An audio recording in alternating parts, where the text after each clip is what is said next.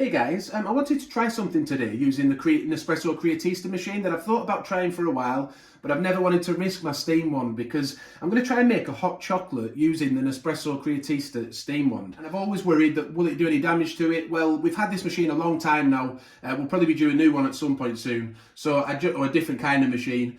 So I thought now's the time to try it out. So what we're going to do, we're going to use the Hotel Chocolat sachets. We've got a hazelnut praline sachet here. If you know, we've made a few videos recently using the velvetizer, the cocotizer, using these exact sachets. So it'd be interesting to see what the texture's like when we use this Creatista steam wand, because I have seen them in coffee shops or online being made this way. So we're going to use the exact same amount of milk that they use with the velvetizer, 220 millilitres, because that's the recommended amount. On top here, we'll see we've got the hot milk setting. I'll just go back so you can see that. We're going to use the milk only setting. You get the option to change the froth level. I'm going to keep it on the second level so it's not too frothy. We'll try that. We like hot drinks in this family. We do like it nice and hot. So we've put that heat level up, but you can adjust that to use it on whatever heat level you want. We also want it fairly high though, don't we, to actually melt the chocolate flakes. So I'll pop the jug under the steam one. We've got 220 millilitres, as I said, of semi-skimmed milk in there, so that's half fat if you're in the US, I think. So now I'm just going to open up the sachet. When you pour these flakes in, they tend to just sit on top. Do have a cloth ready, by the way, to be able to clean the steam wand at the end. We'll want to get that cleaned and purged nice and quickly, won't we, so we don't have any problems. But I'm just hoping that those lovely, rich, luxurious chocolate flakes, I'm hoping that they're just going to melt nicely into the milk. So I'll just get a cloth now, so we're ready to clean straight away, and then we'll press go. I don't know if you can hear in the background, the wind is swirling today, so I'm looking forward to having this nice hot chocolate. We've got a cloth ready to clean that steam wand as well. So let's hit go, and we'll see what it does. But do be aware, put the metal jug over the dot that's on there underneath so that it gets the right temperature, knocks off at the right temperature.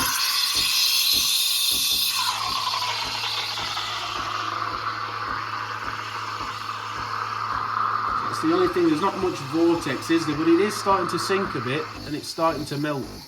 And I will tap and swirl the jug at the end to mix it in a bit better.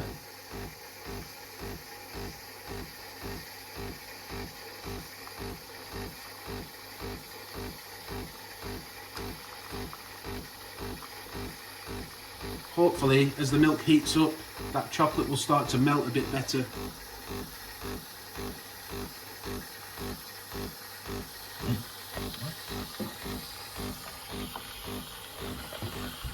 As we can see now, look, it is starting to swirl. It's doing a decent job, actually.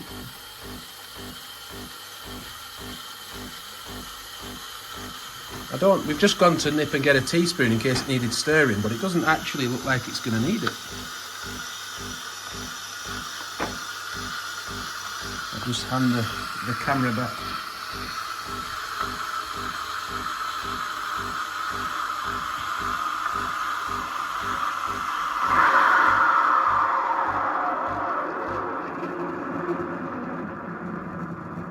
So yeah, it's looking good. Let's get it out now quickly. I just want to get this steam one clean because I am a little bit nervous with it being chocolate and not just milk. Yeah, looking inside, it looks nice, doesn't it? Let's pour it out. You'll be able to see the texture in the glass. We possibly could have got a bit more frothy, but we'll see whether it needs it or not. A little bit of chocolate dropped down at the end there, but that happens with the velvetizer as well. Someone pointed that out on a recent video. But I mean, it looks nice. And we had plenty of room there to go to a higher froth level. We only had it very low, didn't we? But yeah, let's give it a taste. It smells good. Really good. And it's really hot. I mean, we did have it set way up there, didn't we? But there was an extra setting on top of that. That's hotter than, I think, the velvetizer. Probably hotter than the cocotizer as well. Yeah, it's really hot. You could even possibly have it a bit lower to get the ideal temperature for hot chocolate. But I'm impressed. I'll let my son have a taste now and we'll come back with his opinion as well. So yeah, we've both had a taste. My son liked it. He said he felt like it tasted like what did from the velvetizer.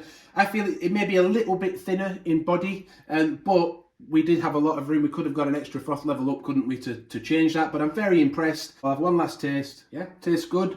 It's kept its nice thick velvety texture on top, that froth.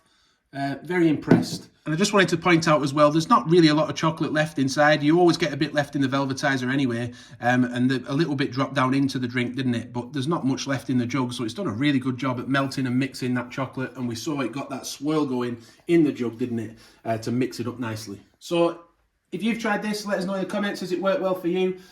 Like the video if it's helped you out, subscribe to the channel and hit the notification bell so you don't miss future videos. Thank you for watching, look forward to hearing your comments, bye for now.